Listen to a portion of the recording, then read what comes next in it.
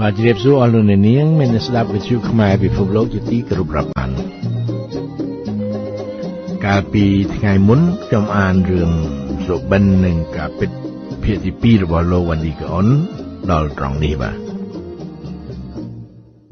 ដើម្បីយកសម្លេងឲ្យបានច្រើនថែមទៀតគណៈបកប្រជាជនបានចងសម្ព័ន្ធភាពជាមួយគណៈបកមូលនាការឬចលនារំដោះជាតិខ្មែរនិងគណៈបកចំនួន8ទៀតដែលកាលពីនីតិកាលទី1គ្មានអ្នកតំណាងនៅក្នុងរដ្ឋសភាគណៈបក2ក្នុងចំនួនគណៈបកទាំង8នោះមាននិន្នាការសាធារណរដ្ឋនិយមនៅពេលនោះព្រោះតែមានចន្ទអ្នកសាធារណរដ្ឋនិយមនៅក្នុងសម្ព័ន្ធភាពរបស់គណៈបកប្រជាជនព្រះមហាក្សត្រខ្មែរនរោត្តមសីហនុទ្រង់បានគម្រាមថានឹងដាក់រាជតែម្ដង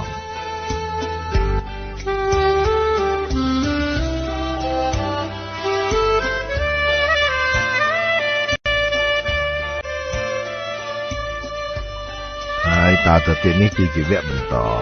ស្ដីពីទីអវសាននៃចលនាខ្មែរក្រហមនៅឆ្នាំ1997-98 La fin du mouvement Khmer Rouge en 1997-98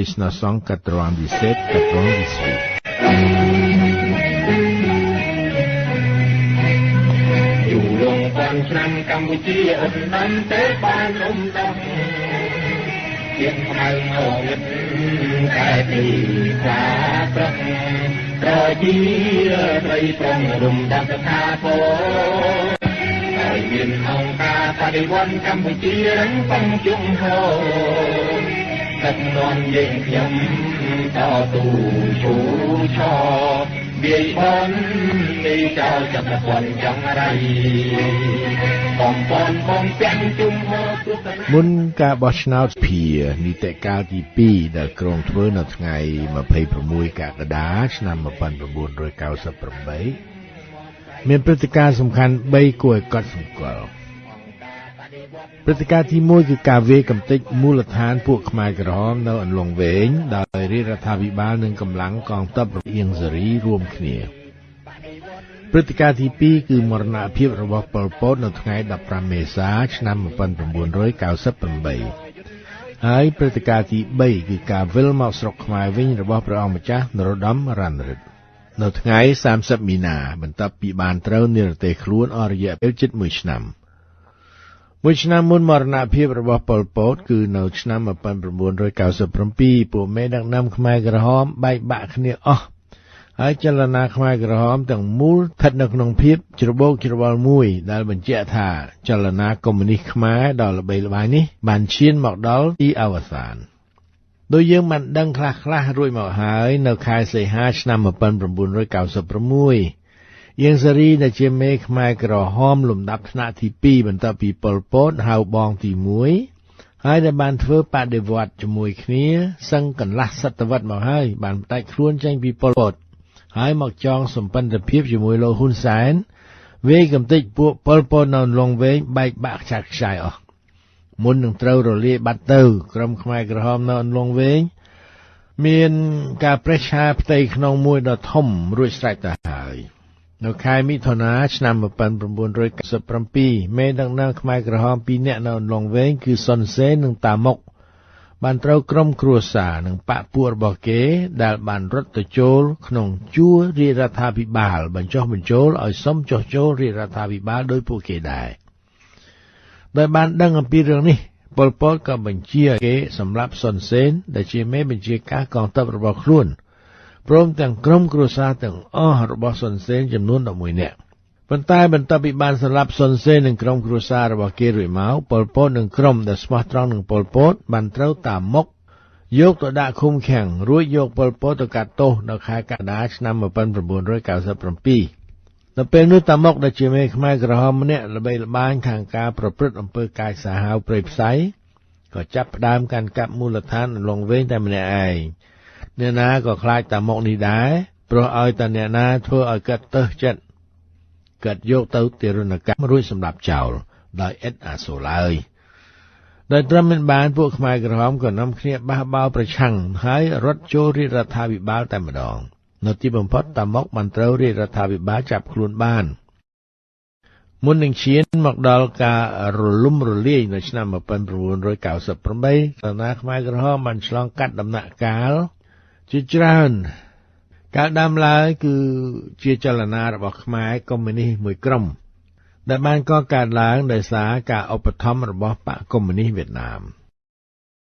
នៅក្នុងជំពូកជាបន្តបន្ទាប់ទៅនេះខ្ញុំសូមលើកឡើងអំពីប្រវត្តិស្ដារនៃចលនាខ្មែរក្រហមនេះដើម្បីរក្សាទុកជាឯកសារតរៀងទៅ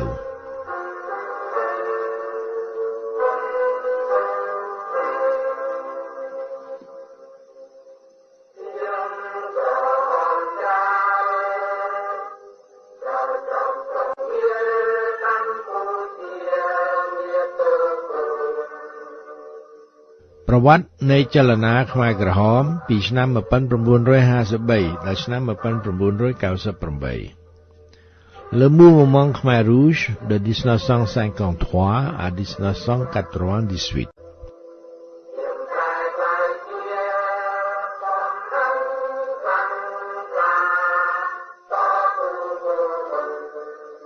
នៅឆ្នាំ1953នៅពេលដែលសាឡុតសហៅប៉ុល ពតត្រឡប់មកពីស្រុកបារាំងវិញគេបានចូលទៅបម្រើចលនាកុម្មុយនីសខ្មែរមួយក្រុមតាមរយៈចលនាកុម្មុយនីសវៀតណាមកាលដើមឡើយចលនាកុម្មុយនីសខ្មែរនោះដែលបានត្រូវបង្កើតឡើងដោយចលនាយួនយៀមិញមានឈ្មោះថាបកប្រជាជនបដិវត្តន៍កម្ពុជា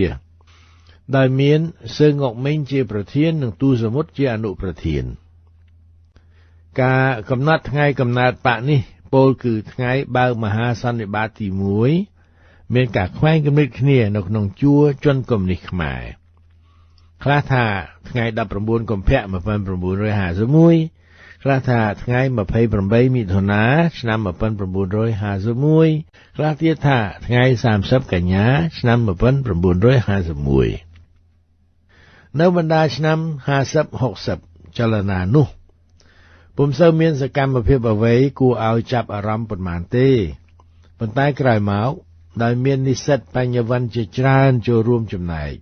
ក្រុមខ្មែរកុម្មុយនីសនោះក៏មានសកម្មភាពនៅក្នុងទំហំនយោបាយមួយដ៏ធំនិស្សិតខ្មែរនៅស្រុកបារាំងដែលមានសញ្ញាបត្រធំៗបានប្រែក្លាយចលនានេះឲ្យទៅជាចលនានយោបាយមួយដែលធ្វើឲ្យស្ដេចនរោត្តមសីហនុមានកង្វល់យ៉ាងខ្លាំងនៅខែកក្កដាឆ្នាំ1962ស្រាប់តែទូសមុទ្រត្រូវបាត់ខ្លួននៅក្នុងភាពដ៏អាថ៌កំបាំងខ្លះថាត្រូវប៉ូលីសរបស់ស្ដេចសីហនុចាប់ប៉ុន្តែឯកសារខ្លះធ្វើការសន្និដ្ឋានថាបានត្រូវប៉ុល ពតសម្លាប់ចោលតែម្ដងរីឯមូលហេតុដែលគេបានយកមកសំអាងគឺការវិវាទរវាងជនកុម្មុយនីសខ្មែរនិងយួនយោងទៅតាមនិក្ខេបបទនេះប៉ុល ពតប្រហែលជាសម្លាប់ទូសមុទ្រព្រោះតែទូសមុទ្រមានជំនឿទៅលើការដឹកនាំរបស់វៀតណាមប៉ុល ពតនិងក្រុមរបស់គេស្អប់វៀតណាមណាស់ហើយប៉ុល ពតខ្លួនឯងចង់ក្លាយខ្លួនទៅជាមេដឹកនាំបដិវត្តន៍កុម្មុយនីសខ្មែរដាច់ស្រឡះចេញពីវៀតណាមតែម្ដងសំខាន់សម្គាល់ថានៅឆ្នាំ1960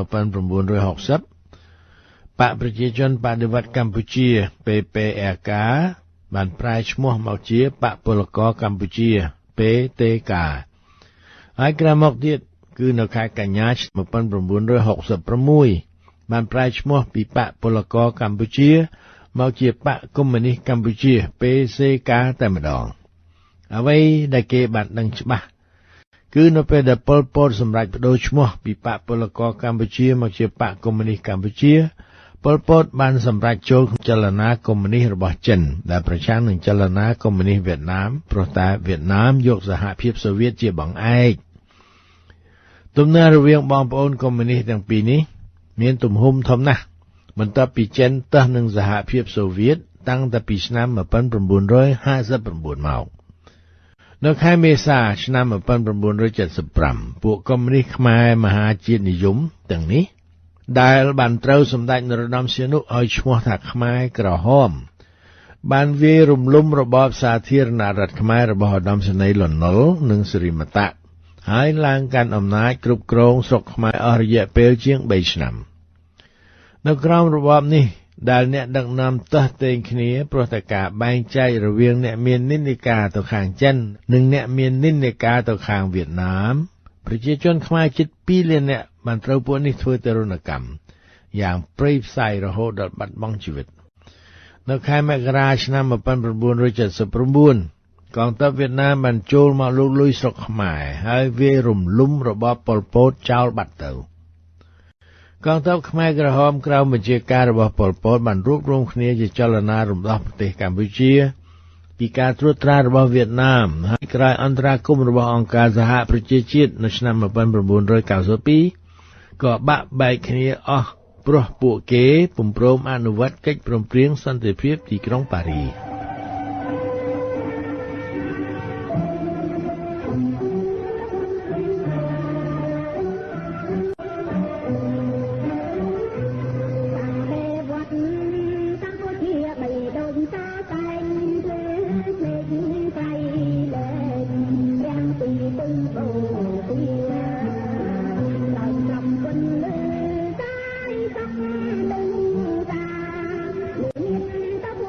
ដោយពិចារណាខ្មែរក្រហមក្រោមការដឹកនាំរបស់ប៉ុលពតមេធាងមួយនៃចលនាខ្មែរកុម្មុយនីសដែលសាឡុតសហៅប៉ុលពតបានចាប់ដើមកសាងនៅខែកុម្ភៈឆ្នាំ1963បានត្រូវរលំរលាយទៅវិញ34ឆ្នាំក្រោយមកនៅខែមិថុនាឆ្នាំ1997បន្ទាប់ពីប៉ុលពតបានបញ្ជាឲ្យគេសម្លាប់សុនសេនដែលជារដ្ឋមន្ត្រីទទួលបន្ទុកខាងកងទ័ពកាលនោះប៉ុលពតបានមកតាំងទីនៅអន្លង់វែងនៅខែសីហាឆ្នាំ1996អៀងសារីបានផ្ដាច់ខ្លួនចេញពីប៉ុលពតហើយចងសម្ព័ន្ធភាពជាមួយរាជរដ្ឋាភិបាលវាយកំទេចមូលដ្ឋានអន្លង់វែងរបស់ប៉ុលពតនៅថ្ងៃ25កក្កដាឆ្នាំ1997តាមុកមេខ្មែរក្រហមម្នាក់ទៀតដែលជាសហការីរបស់ប៉ុលពតតាំងតែពីឆ្នាំ1963មកបានយកប៉ុលពតទៅកាត់ទោសតាមុកបានចូលជាសមាជិកមជ្ឈិមបក្សនៅពេលបើកមហាសន្និបាតបក្សពលករកម្ពុជានៅថ្ងៃ20-21កុម្ភៈឆ្នាំ1963គឺនៅពេលនោះហើយដែលប៉ុលពតឡើងធ្វើជាលេខាបក្សដោយឥតឆ្លងកាត់ការបោះឆ្នោតជ្រើសតាំងសមាជិកមជ្ឈិមបក្សកាលនោះមានជាអាចសៅភឹមអៀងសេរីនួនជានិងវ៉ូនវេតនៅទីបំផុតប៉ុលពតទទួលមរណភាពនៅថ្ងៃ15មេសាឆ្នាំ1998នៅក្នុងស្ថានភាពមួយដ៏គួរឲ្យកត់សម្គាល់គឺត្រូវមិត្តភ័ក្តិខ្មែរក្រហមដូចគ្នាបោះបង់ចោលហើយយកសពទៅដុតចោលលើគំនរកៅស៊ូកង់ឡានគ្មានខ្មែរក្រហមណាម្នាក់រវល់យកចិត្តទុកដាក់អ្វីទាំងអស់ក្រៅពីប្រពន្ធក្មេងទី2របស់ប៉ុលពតនៅឆ្នាំ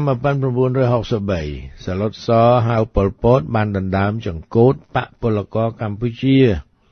គឺនៅពេលដែលបក្សប្រជាជនបដិវត្តន៍កម្ពុជាបើកមហាសន្និបាតបដូរឈ្មោះមកជាបក្សពលករកម្ពុជាប៉ុលពតឡើងកាន់មុខតំណែងជាអគ្គលេខាធិការបក្សជំនួសទូតសមុទ្រដោយគ្មានការជ្រើសតាំងឬតែងតាំងអ្វីទាំងអស់តាមការពិតគឺសៅភឹមទេដែលត្រូវទទួលមុខតំណែងនេះនៅពេលដែលទូតសមុទ្របាត់ខ្លួននៅថ្ងៃ20កក្កដាឆ្នាំ1962នៅខែកុម្ភៈឆ្នាំ1963បន្ទាប់ពីឡើងកាន់តួនាទីជាលេខាបក្សប៉ុលពតបានបង្កើតការិយាល័យនយោបាយមួយដែលមានអៀងសេរីនួនជាសៅភឹមនិងវ៉ុនវេតជាសមាជិកគឺនៅពេលនោះដែរដែលតាមុកចូលជាសមាជិកគណៈមជ្ឈិមតាំងពីឆ្នាំ1963នោះមកបក្សកុម្មុយនីសខ្មែរមានទំនាស់មួយដ៏ធំប៉ុន្តែដោយមិនចេញមុខរវាងអ្នកដែលបានទទួលការបំពាក់បំពន់នយោបាយនិងមនោគមវិជ្ជាពីទីក្រុងហាណូយនិងពួកអ្នកកុម្មុយនីសខ្មែរជាតិនិយមដែលមានចិនជាបង្អែកហើយដកខ្លួនចេញបន្តិចម្ដងពីការដឹកនាំរបស់ទីក្រុងហាណូយអ្នកដែលមានជំនឿទៅលើយុទ្ធសាស្ត្ររបស់វៀតណាមជាច្រើនបានបាត់ខ្លួនជាបន្តបន្ទាប់តាំងពីពេលនោះមកនៅខែកញ្ញាឆ្នាំ1966បន្ទាប់ពីត្រឡប់មកពីប្រទេសចិននិងពីប្រទេសវៀតណាមវិញតាមព្រលឹមហូជីមិញពេលដែលមកដល់ការិយាល័យលេខ100នៅក្រូចឆ្មាភ្លាមប៉ុលពតបានបដូរឈ្មោះបក្សពលករកម្ពុជាមកជាបក្សកុម្មុយនីសកម្ពុជាតែម្ដង នៅខែមេសាឆ្នាំ1975គឺ12ឆ្នាំក្រោយមកពួកខ្មែរក្រហមដឹកនាំដោយប៉ុល ពតបានវាយរំលំរបបសាធារណរដ្ឋខ្មែរដឹកនាំដោយឧត្តមសេនីយ៍ លន់ នល់ និងអ្នកអង្គម្ចាស់ស៊ីសុវត្ថិ សិរិមតៈនៅថ្ងៃ17មេសាឆ្នាំ1975នោះខ្មែរក្រហមចូលមកដល់ទីក្រុងភ្នំពេញហើយដេញប្រជាជនឲ្យចេញអស់គ្មានសល់ពីទីក្រុងទោះបីមានទំនាស់ផ្ទៃក្នុងដ៏ខ្លាំងក្លាក្តីខ្មែរក្រហមគ្រប់គ្រងប្រទេសកម្ពុជាអស់រយៈពេលជាង3ឆ្នាំក្រោមឈ្មោះថាប្រទេសកម្ពុជាប្រជាធិបតេយ្យហើយដែលខ្មែរក្រហមហៅថាអង្គការពលគឺគ្មានអ្វីក្រៅពីបកកុម្មុយនីសកម្ពុជាដឹកនាំដោយពលនោះឡើយនៅឆ្នាំ1978-79កងទ័ពវៀតណាមដែលមានបង្អែកដ៏មុំពីសហភាពសូវៀតបានចាប់ផ្ដើមវាយរំលំរបបកម្ពុជាប្រជាធិបតេយ្យរបស់ប៉ុល ពតដែលមានចិនជាបង្អែកហើយបានទទួលជ័យជំនះនៅថ្ងៃ7មករាឆ្នាំ1979នៅក្រោមរបបខ្មែរក្រហមដឹកនាំដោយប៉ុល ពតគឺនៅចន្លោះថ្ងៃ17មេសាឆ្នាំ1975និងថ្ងៃ7មករាឆ្នាំ1979ប្រជាជនខ្មែររស់នៅក្នុងទុរភិក្សក្នុងការភេទភ័យត្រូវគេយកទៅធ្វើទារុណកម្មសម្រាប់ចោលសឹងជារៀងរាល់ថ្ងៃប្រជាជនស្លូតត្រង់ដែលបាត់បង់ជីវិតនៅក្នុងរបបនេះមានចំនួនប្រមាណជិត2លាននាក់ភាគច្រើននៃអ្នកទាំងនេះបានត្រូវពួកខ្មែរក្រហមយកទៅធ្វើទារុណកម្មយ៉ាងព្រៃផ្សៃមុននឹងយកទៅសម្លាប់ចោលដោយវាយនឹងត្បូងចបមេគានយោបាយរបស់ប៉ុល ពតនៅពេលឡើងកាន់អំណាចបាននាំមកនូវការកាប់សម្លាប់ប្រជាជនឯងដែលឥតធម៌មេត្តាអ្វីបន្តិចបន្តួចឡើយរីឯបកកុម្មុយនីសរបស់គេក៏តេះតេងបែកបាក់គ្នាដែរឃាតកម្មកម្មាភិបាលមានតាំងពីថ្នាក់លើរហូតដល់ថ្នាក់ក្រោមពលគឺតាំងពីគណៈមជ្ឈិមរហូតដល់ប្រធានភូមិនៅឆ្នាំ1978កម្មាភិបាលខ្មែរក្រហមបាននាំគ្នាងើបឡើងបះបោរប្រឆាំងនឹងប៉ុល ពតប៉ុន្តែទើបតែកងទ័ពវៀតណាមចាប់ផ្ដើមវាយចូលមកក្នុងស្រុកខ្មែរតែម្ដងទើបពួកប៉ុល ពតបែកបាក់ខ្ចាត់ខ្ចាយរត់ចោលស្រុកអស់នៅពេលវាយលុកចូលមកក្នុងស្រុកខ្មែរកងទ័ពវៀតណាមបានបង្កើតបកប្រជាជនបដិវត្តន៍កម្ពុជាឡើងវិញដែលមានលោកហេងសំរិននិងលោកប៉ែនសុវណ្ណជាអ្នកដឹកនាំសូមបញ្ជាក់ឡើងវិញថាការដែលបកកុម្មុយនីសខ្មែរបែកជាពីរដូច្នេះគឺមកពីមានទំនាស់រវាងបដិវត្តន៍ចិននិងបដិវត្តន៍វៀតណាមតែមានសហភាពសូវៀតជាមេកោយប៉ុន្តែនៅពេលដែលសហភាពសូវៀតរលំរលាយទៅទីក្រុងប៉េកាំងនិងសហរដ្ឋអាមេរិកដែលជាសត្រូវនឹងសហភាពសូវៀតបានដំឡើងពួកប៉ុល ពតឡើងវិញដើម្បីពួតដាក់ជាមួយនឹងពួករាជានិយមនិងអ្នកប្រជាធិបតេយ្យខ្មែរវាយដេញកងទ័ពវៀតណាមចេញពីស្រុកខ្មែរនៅទីបំផុតដោយអស់បង្អែកវៀតណាមត្រូវបង្ខំចិត្តដកកងទ័ពចេញពីស្រុកខ្មែរប៉ុន្តែក្រោយអន្តរាគមន៍របស់អង្គការសហប្រជាជាតិនៅឆ្នាំ1992-93ភាគីខ្មែរក្រហមដឹកនាំដោយប៉ុល ពតបានត្រូវភាគីខ្មែរផ្សេងទៀតទិតចោលនៅទីបំផុតព្រោះរបបខ្មែរក្រហមនៅចន្លោះឆ្នាំ1975-79បានត្រូវសកលលោកទាំងមូលថ្កោលទោសហើយទាមទារឲ្យយកទៅកាត់ទោសពីបទប្រល័យមនុស្សជាតិ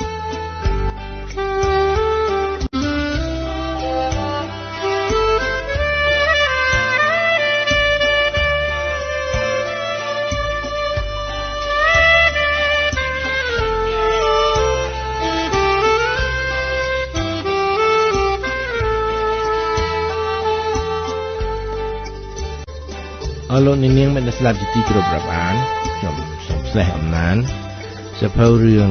សបិននិងការពិតភាគទី2របស់លោកវ៉ាន់ឌីកអ៊ុនតែប៉ុណ្ណេះសិនបាទចាំថ្ងៃក្រោយខ្ញុំនឹងលើកយក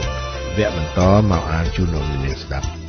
សម្រាប់ថ្ងៃនេះខ្ញុំសានស្វិតសូមអរគុណលោកនាងដែលតាមស្ដាប់និងជម្រាបលាបាទ